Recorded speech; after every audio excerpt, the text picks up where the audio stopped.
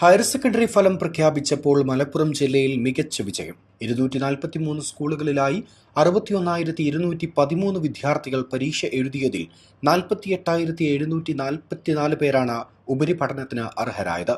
5,654 വിദ്യാർത്ഥികൾ മുഴുവൻ വിഷയങ്ങളിലും എ+ കരസ്ഥമാക്കി.